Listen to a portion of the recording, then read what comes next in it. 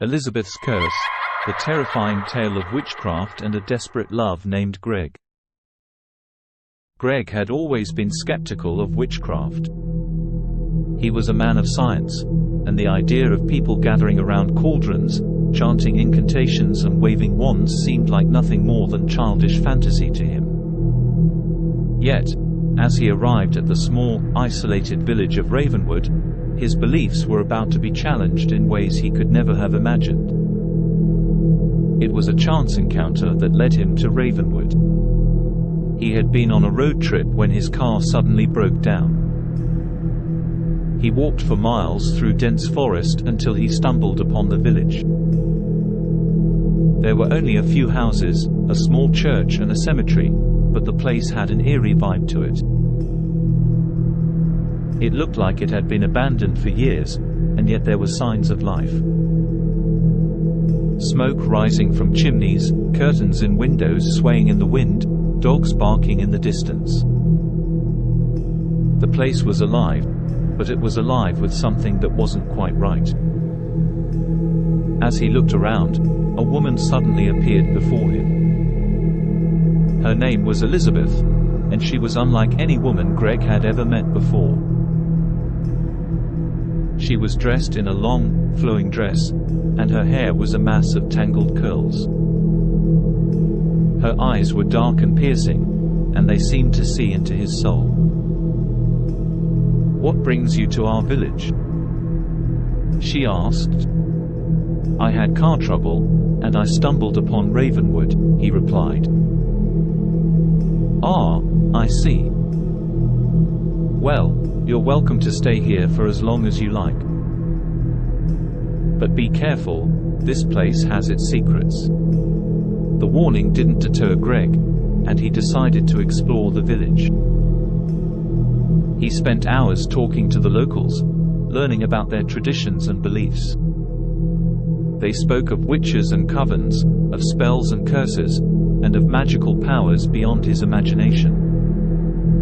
Greg listened politely, but he couldn't help but feel skeptical. It all sounded like something out of a fairy tale. But all that changed when he met the coven. It happened on a dark and stormy night. The villagers had gathered in the church, and Greg had been invited to join them. He didn't know what to expect, but he wasn't prepared for what he saw. The church had been transformed into a dark and gloomy place, with candles flickering and eerie music playing in the background. The villagers were dressed in black robes, and their faces were hidden by hoods. "I have called you all here tonight to celebrate the harvest and to pay homage to our ancestors," said the leader of the coven. "But tonight, we also have a special guest. A man who has come to our village seeking answers." All eyes turned to Greg, and he felt a shiver run down his spine. "In the name of our ancestors, I ask you, Greg, do you believe in magic?" Greg hesitated. He didn't want to offend his hosts, but he couldn't bring himself to lie. "No, I don't," he said. There was a murmur among the villagers, and the leader of the coven nodded solemnly. "So be it. But let it be known that magic exists in this world, and those who seek it shall find it." With that, the villagers began to chant, their voices rising in unison. Greg felt a strange sensation wash over him. His head began to spin, and he felt as if he was being lifted from the ground. He tried to resist, but it was no use. He was powerless. And then he saw her. In the corner of the church, a figure had appeared. It was a woman, dressed in black, with long, flowing hair. She had a small cauldron in front of her, and she was chanting softly. As Greg watched in horror, the woman began to transform. Her features twisted and contorted, and she grew taller and more powerful. And then she looked up, and Greg saw her eyes. They were the eyes of a witch.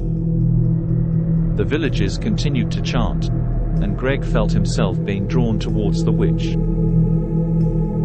He tried to resist, but it was like fighting against a powerful current. The witch beckoned to him, and he knew he had no choice but to follow. As he approached her, she whispered something in his ear.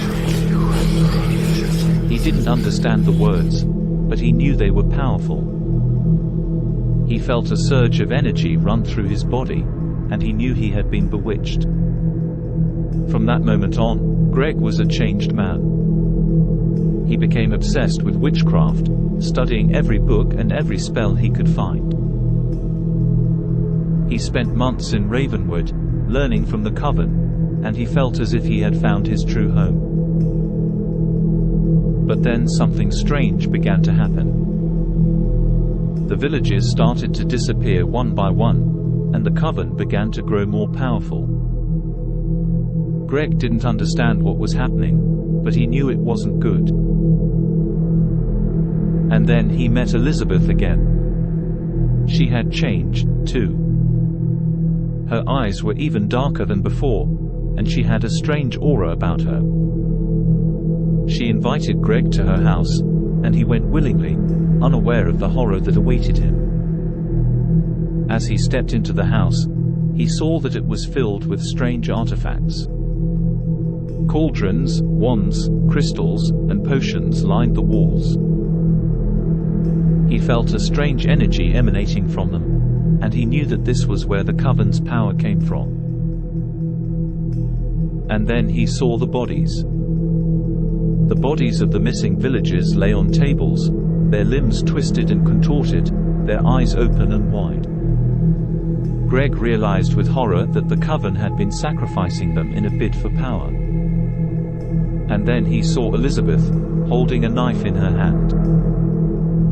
She smiled at him, her eyes glinting in the dim light. "How does it feel to be on the wrong side of witchcraft, Greg?" she asked. Greg tried to run, but it was too late. Elizabeth's spell had already taken hold, and he was powerless to resist. As she plunged the knife into his chest, Greg realized that he had been foolish to ever doubt the power of witchcraft. The last thing he saw before he died was Elizabeth's dark eyes, filled with a hunger for power that could never be quenched. The end.